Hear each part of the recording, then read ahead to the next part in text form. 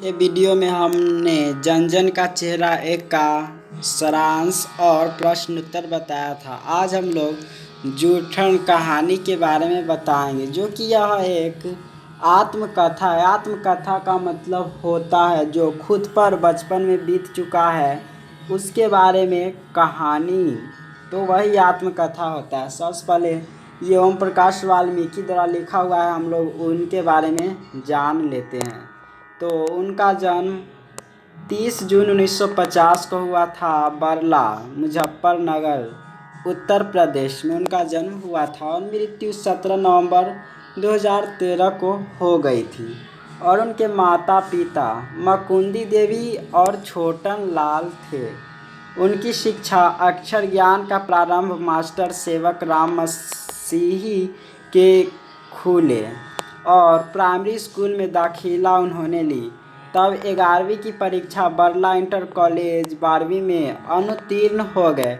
फिर बाद में ये कॉलेज छोड़कर डीएवी इंटर कॉलेज में वे पास किए और देहरादून में दाखिला यानी कि एडमिशन लिए। कई वर्षों तक पढ़ाई बाधित उनकी हुई थी।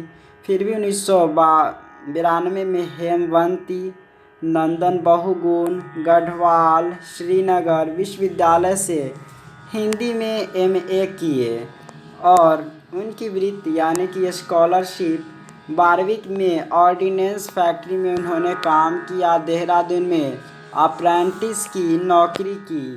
चंद्रपुरा भारत सरकार के मंत्रालय का अधिकारी भी वे रहे और उनको पुरस्कार एवं सम्मान के बारे में बात किया जाए तो मिला था डॉक्टर भीमराव अंबेडकर राष्ट्रीय पुरस्कार 1993 में मिला था। परिवेश सम्मान 1995 में, जयश्री सम्मान 1996 में, कथाक्रम सम्मान 2000 ईस्वी में उनको मिला था। और उनकी कृतियाँ जानते जूठन, यह एक आत्मकथा है जो हम लोग पढ़ने वाले हैं कुछ ही मिनट में। सलाम, घुसपैठिया, ये जितना है ये सभी कहानी संग्रह है उनके द्वारा जो महत्वपूर्ण लिखे गए हैं। उसके बाद सदियों का संताप, भस्म, बहुत हो चुका अब और नहीं, दलित साहित्य का सौंदर्य शास्त्र, ये आलोचना है। आलोचना का अर्थ होता है कितनों भी गुणी लोग हो उसमें बहुत तरह से जांच पड़ताल कर बुराई निकालने वालों को आलोचना कहते हैं। ऐसे बुराई नहीं, जो कुछ भी गलत होते हैं तो वे गलती को ढूंढते रहते हैं। तो यही ये सभी आलोचना है। सदियों का संताप, बस, बहुत हो चुका और नहीं, दलित साहित्य का सौंदर्य शास्त्र, आलोचना, ये आलोचना है। महाराष्ट्र में मेघदूत नामक नाटक संस्था स्थापित की। इस तरह से अनेक उनकी कृतियाँ थी। अब ये जानेंगे प्रस्तुत संकलित वानगी के रूप में सैकड़ों जातियों में विभव दलित समाज का जीवन जितने विविध आयामी है उसकी समस्या भी उतने ही रूप है। यानी कि इसमें जितने भी सैकड़ों जातियां हैं वे सभी के अनेक रूप है। तो उनके बहुत सारे आयाम के साथ साथ उनके बहुत सारे प्रॉब्लम यानी कि समस्याएं भी हैं। प्रत्येक जाति की कुछ विशिष्ट समस्या है, पर दलित पर सबसे ज़्यादा है। दलित में जो लोग होते हैं 6-7 आते हैं। अब तो समाज कुछ विकसित हुआ है। हजारों साल से उत्पीड़न, अशिक्षित होने के कारण दलित न तो अपने विरुद्ध रचे गए शास्त्रीय विधानों को ठीक से समझ सके हैं, न ही प्रतिकार कर सके, बल्कि वे इस शास्त्र सम्मत शोषण को अपनी नियति मानते रहे। यानी कि जो भी शास्त्रीय विधानों द्वारा उन पर अत्याचार किया जा रहा है वे सभी को अपनी नियति मानते रहे हैं बहुत पुराने समय से ही। और जीवन के लिए शिक्षा कितनी आवश्यक है इसका एहसास भी उनको नहीं हुआ। ये बात जयप्रकाश करदम लिखे हैं। अब हम लोग पढ़ते हैं इस कहानी का जो सारांश है, जानते इसके बारे में। ओम प्रकाश वाल्मीकि लेखक है। जूठन आत्मकथा जो उन बचपन में बीता उनके साथ वही यहाँ पर लिखे गए हैं। क्लासरूम में हेडमास्टर आया, जाना चूहरी जाति का तो साफ करवाया। पिताजी मुंशी जी नाम से बुलाते थे तो हेडमास्टर की एक न सुनी। ये मैंने एक एक पंक्ति चुना और ये आपको विस्तार करके बताऊंगा। जैसे जब हेडमास्टर क्लास में आया और उस नया बच्चे को देखा और उससे बातचीत की तो अंत में पता चला चूहरी जाति का है। चूहरी जाति वे ये काम करते से मांस कहीं पर अगर कोई मर जाता है जानवर तो उसको जो गाड़ने का काम होता है वे चूहरी जाति का होता है। तो वही चूहर जाति का जाना तो वे खूब शोषण की, स्कूल में साफ सफाई करवा, इस तरह से बहुत दिनों तक साफ करवाते रहे। तो पिताजी उसी स्कूल से गुजरे तो देखे अपना जो जिसको मुंशी जी कहते हैं प्यार से अपने बेटे को, तो उनसे बातचीत की, वे रोते हुए देखे अपना बेटा को। तो वे स्कूल में गए, हेडमास्टर की एक न सुनी। वे उस समय गुस्सा में थे और अपने बेटा को लेकर चले गए, यानी कि मुंशी जी जो ओम प्रकाश वाल्मीकि ही खुद थे।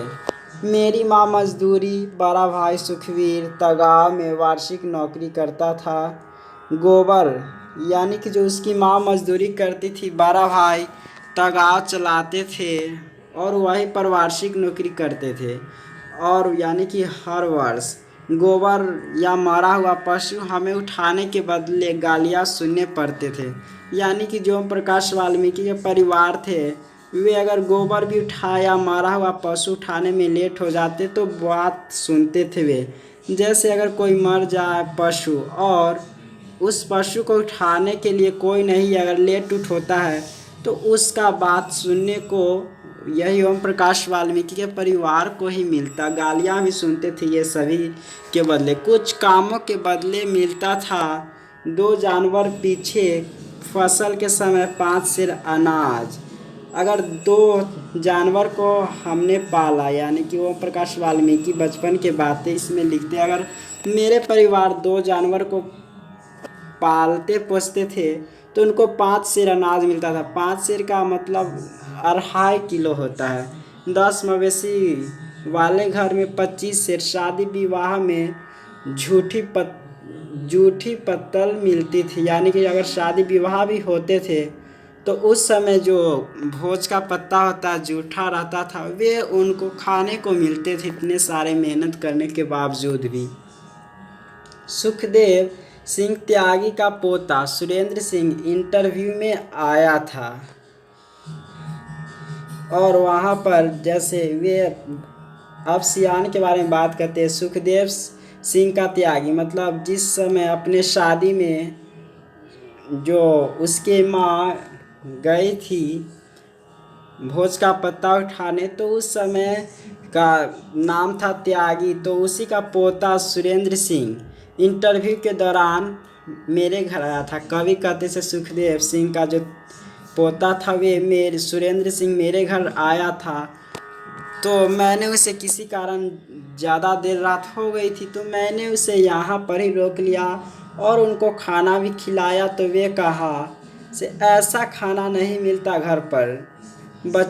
तो ये सुनकर कवि दंग रह जाते। वे कहते बचपन में माँ टोकरी फेंक रही थी और ये टोकरी उठा दरवाजे से चलती बनी, मतलब कुछ टोकरी में जो पत्तल होते थे वे लेते थे। बचपन में इस तरह से हमने कठिनाई सही और ये आज मेरे घर के खाना के बारे में इतनी तारीफ़ें कर रहा है। 9वीं में आर्थिक स्थिति बहुत ही ख़राब थी। जब ओम प्रकाश वाल्मीकि 9वीं में पढ़ते थे उनके घर की स्थिति बहुत ही ख़राब थी। पैसे के लिए मवेशी जब मरते थे तो कोई मेहनताना नहीं, सिर्फ गालियाँ। क्रूर समाज है।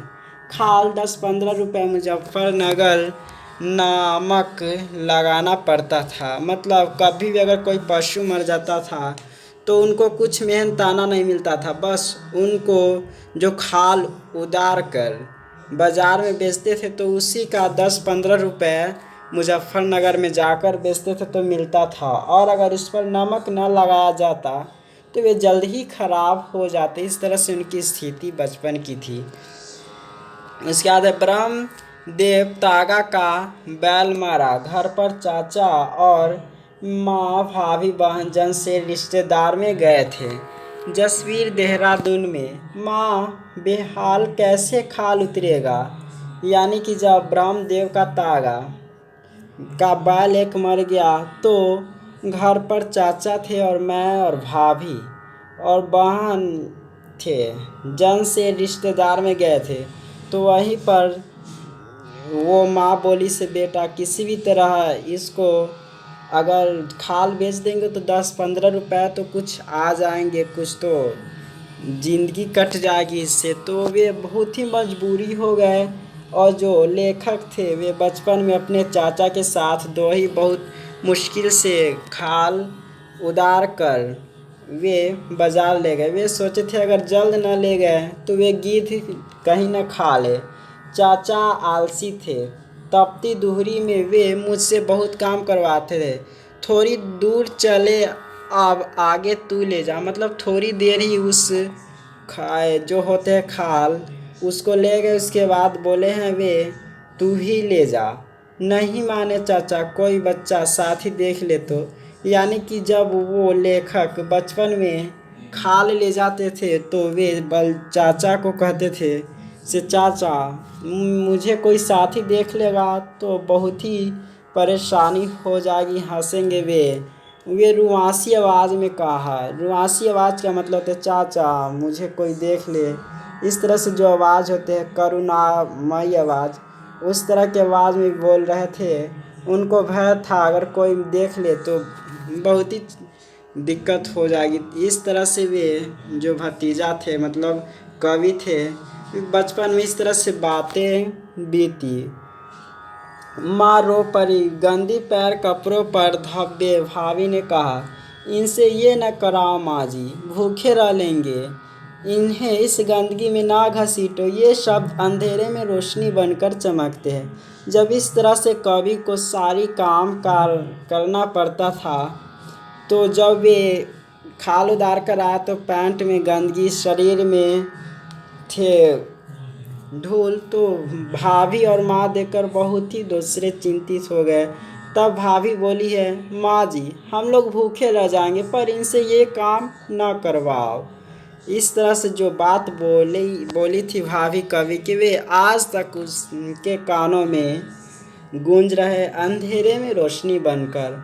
मैं अब उस गंदगी से तो निकल आया हूँ, लेकिन लाखों लोग इस घिनौने ज़िंदगी में जी रहे हैं। कवि इस तरह से कहते मेरे साथ जो बीता हुआ इस तरह से तो बीत गया, पर इस तरह की स्थिति और जगह। तो ये आत्मकथा थे, बहुत ही मार्मिक थे। और कवि इस तरह के जो समस्या समाज में, वे समस्याओं को दूर करना चाहते हैं कवि। कल इसका प्रश्न उत्तर करेंगे। धन्यवाद।